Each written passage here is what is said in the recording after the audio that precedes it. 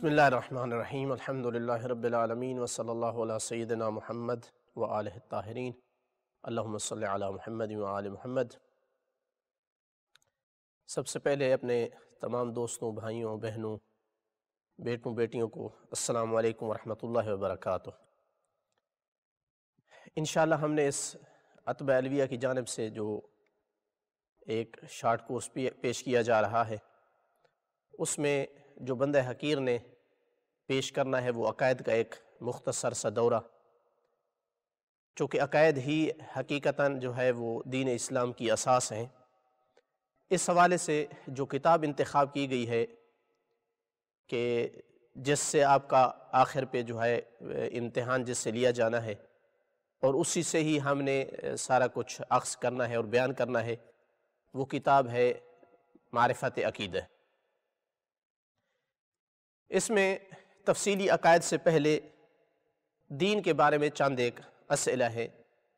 ہم کوشش کرتے ہیں کہ آج والے ہم اپنے اس درس میں دین کے متعلق جو اسئلہ اس کتاب میں سوالات ذکر کیے گئے ہیں ان کے جوابات ذکر کریں، اور انشاءاللہ کل والے درس میں ہم تفصیل سے جو ہے پہلے عقیدے میں اپنی کلام شروع کریں گے۔ دین کے حوالے سے اس میں جو سب سے پہلا سوال ذکر ہے وہ یہ ہے کہ دین کسے کہتے ہیں، اور سوال مہم ہے۔ انسان کو معلوم ہونا چاہیے کہ ہم جب کہتے ہیں کہ فلاں کا فلاں دین ہے، میرا فلاں دین ہے، فلاں مثلا دیندار آدمی ہے، دین کیا ہوتا ہے؟ اس کا جواب یہ ہے کہ دین چند ایک چیزوں کا مجموعہ ہے۔ اس میں کچھ عقائد ہوتے ہیں دین میں، کچھ تعلیمات اور احکام ہوتے ہیں، کچھ اخلاقیات ہوتی ہیں۔ آدمی جب کسی دین پر عمل کرتا ہے، ان چیزوں پر، تو اس کو یعنی ایمان بھی لاتا ہے اور ساتھ تعلیمات پہ عمل بھی کرتا ہے، تو اس آدمی کو اس دین کا پیروکار اور دیندار کہا جاتا ہے۔ تو لہٰذا دین مجموعہ ہے ان چیزوں کا، صرف عقائد یہ دین نہیں ہے، صرف احکام یہ دین نہیں ہے، بلکہ ابتدا اس کی عقائد سے ہوتی ہے، چند چیزوں پر ایمان لے آنا، عقیدہ رکھنا، پھر چند چیزوں کو حرام اور حلال جو ہے کیا گیا ہے اس کی رعایت کرنا، اور کچھ اخلاقیات ہیں کہ انسان کے اندر یہ اوصاف ہونی چاہیے، یہ نہیں ہونی چاہیے۔ یہ تعلیمات اور ساتھ عقائد ملا کر یہ دین ہے۔ دوسرا سوال کہ یہ دین انسان کی اس دنیاوی زندگی میں کوئی کردار ادا کرتا ہے یا نہیں؟ کیوں ضرورت ہے انسان کو دین کی؟ یعنی انسان اگر دین کے بغیر ہو تو کیا ہے؟ اس کا جواب اس کتاب میں یہ ذکر کیا گیا ہے کہ انسان جب اس دنیا میں قدم رکھتا ہے، واقعاً توجہ سے یہ بات آپ سمجھیں گے تو دین کی ضرورت جو ہے وہ سامنے ابھر کر سامنے آئے گی، نکھرے گی۔ اس دنیا میں جب انسان آتا ہے تو اس کو اس چیز کا شعور حاصل ہوتا ہے کہ وہ تو یہاں اس دنیا میں کئی دوسری چیزوں سے جڑا ہوا ہے، ان سے رابطہ رکھتا ہے۔ مثلا ایک طرف سے اس کا اپنے خالق حقیقی سے رابطہ ہے، دوسری طرف سے جو اس کے اپنی نوع کے دوسرے افراد ہیں، انسان ہیں، ان سے اس کا رابطہ ہے، اس وجہ سے کہ وہ اکیلا زندگی بسر نہیں کر سکتا۔ دنیا میں آتے ہی اس کا رابطہ ماں باپ سے شروع ہوتا ہے، پھر اس کے بہن بھائی ہوتے ہیں، پھر شادی کرتا ہے، بیوی ہوتی ہے، اولادیں ہوتی ہیں، پڑوسی ہوتے ہیں، رشتہ داروں میں دور کے رشتہ دار، قریب کے رشتہ دار، تو ان کے ساتھ جو ہے وہ ایک انسان کا تعلق ہوتا ہے۔ پھر کاروبار میں لوگوں کے ساتھ شریک ہوتا ہے، ان کے ساتھ انسان کا تعلق بنتا ہے، لین دین جہاں جہاں کرتا ہے ان سے تعلق ہوتا ہے۔ تیسری طرف کائنات کی دوسری چیزیں انسانوں کے علاوہ، حیوانات ہوں، نباتات ہوں، جمادات ہوں، ان سب چیزوں سے انسان کا واسطہ پڑتا ہے۔ تو کیسے ڈیل کرے، اپنے خالق سے کیسے معاملہ کرے، ان چیزوں کے ساتھ کیا سلوک کرے، دوسرے لوگوں کے ساتھ لین دین کیسے کرے، کیا ہے اس میں حق اور انصاف کیا ہے، کیسا رہے تو یہ درست ہے اور کیسا تعامل کرے تو یہ غلط ہے، یہ کون اس کو بتائے؟ انسان کا تو پہلی دفعہ تجربہ ہے اس زندگی کا، ایسا نہیں ہے کہ وہ کئی دفعہ آ چکا ہے اور سارا کچھ سیکھ چکا ہے۔ تو ان تمام معاملات کو، ان تمام روابط کو منظم کرنے کے لیے انسان کو ایک قانون کی حاجت تھی، ایک لا کی ضرورت تھی، جس کی روشنی میں چل کر انسان تمام ان رشتوں کو بخوبی نبھا سکے۔ اس قانون کو کہ جو ان تمام انسان کی جہاد کو گھیرے ہوئے ہے، جامع قسم کا قانون اور لا جو ہر فیلڈ میں انسان کی رہنمائی کرتا ہے، اس کو دین کہا جاتا ہے۔ تو اس کا مطلب ہے انسان کی زندگی کا کوئی پہلو بھی دین کی طرف محتاج ہوئے بغیر نہیں ہے۔ اگر دین سے دور رہا تو اس کا کوئی جو ہے معاملہ، کوئی اس کا رشتہ اور ناتا صحیح معنی اس کی کے حق کو ادا نہیں کر سکے گا۔ لہٰذا انسان اگر اس زندگی کے تمام روابط کو، تمام اپنے جو اس کے رشتے ہیں، ان کو کما حق ہوا ادا کرنا چاہتا ہے تو اس کو دین کی ضرورت پڑتی ہے۔ اگلا سوال یہ ہے کہ دین تو بہت سارے ہیں کائنات میں، اگر بندہ گننا شروع کرے تو بہت سارے دین سامنے آئیں گے۔ معروف دین یہودیت ہے، نصرانیت ہے، سکھ ہے، بدھ مت ہے، اسلام ایک دین ہے۔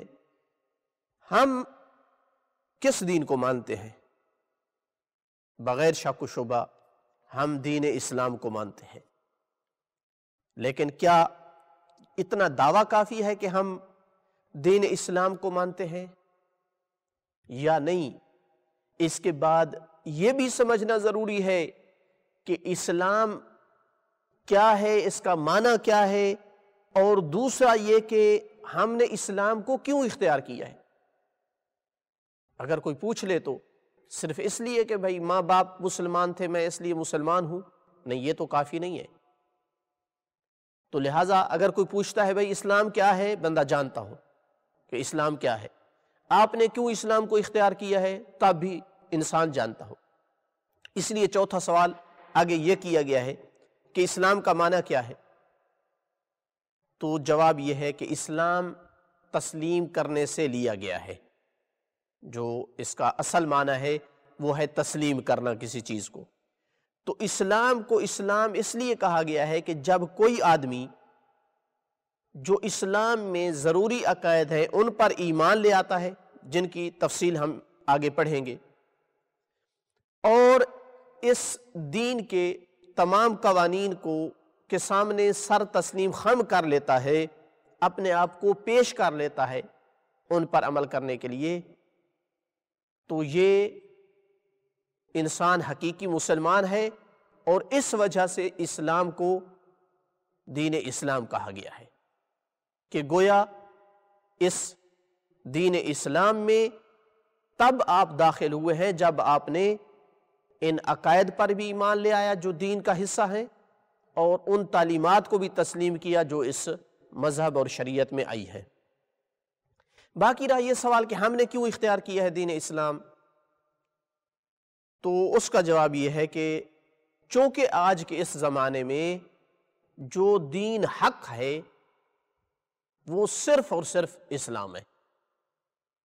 دوسرے ادیان یا اصلاً کسی دور میں بھی وہ حق نہیں تھے، یا تھے تو اپنے دور میں حق تھے۔ آج کے دور میں اگر کوئی دین حق ہے تو وہ دین اسلام ہے، اس لیے ہم نے اس دین کو اختیار کیا ہے، کسی اور دین کو قبول کرنے کے لیے ہم تیار نہیں ہیں۔ اگر وہ پوچھ لے کہ کیا دلیل ہے آپ کے پاس کہ یہ حق ہے باقی حق نہیں ہے، لہٰذا ضروری تھا کہ پانچواں سوال یہ ایڈ کیا جائے، چھٹا سوال، کہ کیسے ہمیں معلوم ہوا کہ یہ دین اسلام حق پر ہے، باقی ادیان حق پہ نہیں ہے اس دور میں؟ تو اس کا جواب اس کتاب میں جو دیا گیا ہے اختصار کے ساتھ، اگرچہ اس میں بہت زیادہ تفصیل بیان کی جا سکتی ہے، لیکن اختصار کے ساتھ یہ ہے کہ اس دین کے اندر جتنی تعلیمات ہیں دین اسلام میں، تمام کی تمام وہ تعلیمات انسانی فطرت کے تقاضوں کے مطابق ہے۔ یہ ایک چیلنج ہے اسلام کی طرف سے کہ کوئی آپ کو اسلام کا حکم ایسا نہیں ملے گا جو انسان کی عقل سلیم، اس کی صاف اور شفاف فطرت کے ساتھ ٹکراؤ رکھتا ہو، جبکہ کوئی اور مذہب اس سے خالی نہیں ہے۔ کئی ایک اس میں آپ کو ادیان میں نظر آئیں گے جو اصلاً فطرت سے ٹکرانے والی تعلیمات ہیں۔ تو خود یہ چیز کہ فطرت سے تمام تعلیمات اس دین اسلام کی موافق ہیں، یہ حق ہونے کی ایک بڑی کھلی اور واضح دلیل ہے۔ تو اگر کوئی چاہتا ہے کہ تحقیق کرے، ایک طرف سے دین اسلام کی تعلیمات لے لے، دوسری طرف سے کسی بھی دوسرے مذہب جس کے بارے میں اس کو شک ہو کہ شاید وہ بھی حق پر ہو، اس دین کی تعلیمات لے لے اور پھر اپنی ضمیر اور فطرت پر ان کو پیش کرے، تو انصاف سے اس کو کہنا پڑے گا کہ اگر ان میں سے کوئی حق ہے تو وہ دین اسلام ہے۔ اسی وجہ سے جس ذات نے ان ادیان کو بھیجا تھا، اب یہودی کہتے ہیں کہ یہودیت اللہ تعالیٰ کی جانب سے آئی ہے، عیسائی کہتے ہیں کہ عیسائیت اللہ تعالیٰ کی جانب سے آئی ہے، وہی جس نے ان تمام ادیان کو بھیجا تھا، اسی ذات نے اعلان کر دیا کہ دین اسلام کے بعد میری طرف سے کوئی دین نہیں ہے سوائے اسلام کے۔ آل عمران کی آیت نمبر 19 میں فرمایا ان الدین عند اللہ الاسلام، کہ بے شک اللہ کا دین تو اسلام ہے۔ سورہ حج کی 78 نمبر آیت میں ہوا سماکم المسلمین، یہ وہ دین ہے، اس دین پر عمل کرنے والوں کے کا نام جناب ابراہیم تشخیص کر کے گئے تھے۔ ہوا سماکم المسلمین، اس نے یعنی ابراہیم نے تمہارا نام مسلمان رکھا تھا، یعنی یہ دین، اس کی بشارت ابراہیم علیہ السلام دے کر جا رہے ہیں اپنی زندگی میں کہ جو آخری دین آئے گا وہ دین اسلام ہوگا اور اس پر ایمان لانے والے مسلمان کہلائیں گے۔ البتہ ہم یہ نہیں کہنا چاہتے کہ دوسری شریعتیں، دوسرے ادیان اپنے اپنے دور میں عیاذ باللہ وہ غلط تھے، نہیں، جب آئے تھے اپنے دور میں حق تھے۔ عیسائیت اپنے دور میں حق تھی، یہودی مذہب دین اپنے دور میں حق تھا، لیکن آج کے زمانے میں یعنی ختمی مرتبہ رسول اکرم صلی اللہ علیہ وآلہ وسلم کے آنے کے بعد یہ شریعتیں منسوخ ہو گئی ہیں اور اب دین حقیقی جو ہے وہ صرف دین اسلام ہے۔ 7واں نمبر سوال یہ ہے کہ کیا ہمارے لیے ضروری ہے کہ ہم ان ادیان پر بھی ایمان رکھیں جو ادیان گزر چکے ہیں، یا ضروری نہیں ہے؟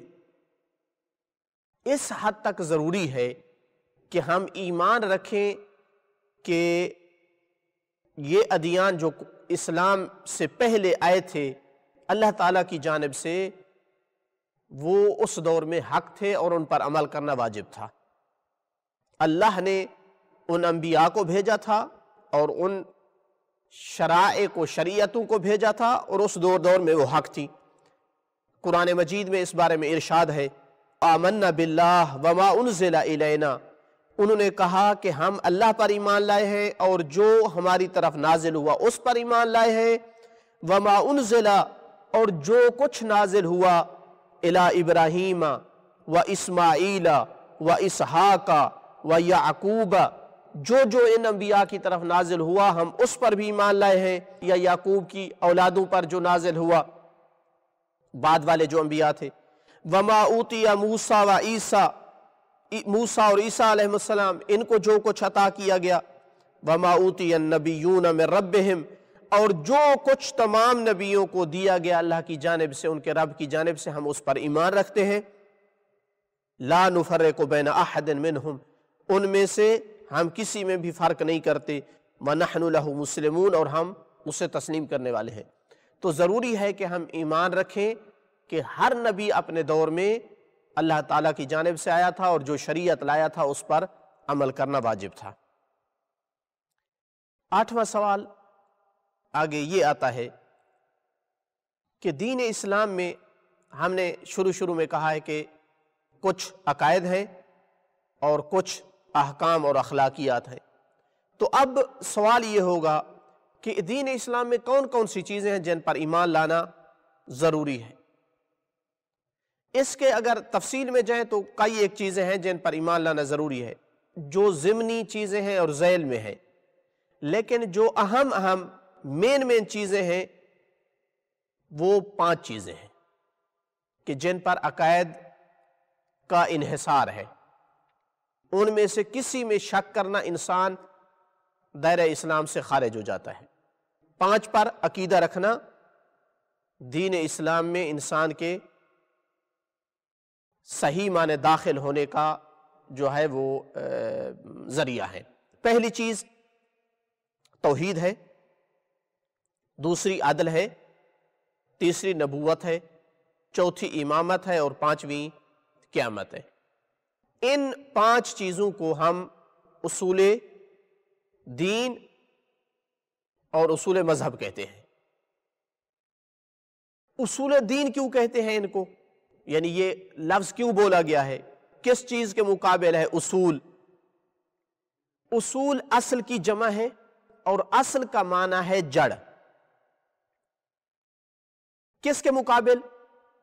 جڑ، درخت کی جو جڑ ہوتی ہے وہ اس کے تنے کے مقابل ہوتی ہے، جس کو عربی میں فرع کہا جاتا ہے۔ اصل کے مقابل فرع۔ اسی عربی زبان کے لفظ کو ہم نے لیا ہے۔ اصول کہتے ہیں عقائد کو، چونکہ یہ اصل ہیں دین کا، اور جو احکام ہیں ان کو فرع کہتے ہیں، چونکہ وہ ان عقائد پر مبنی ہیں۔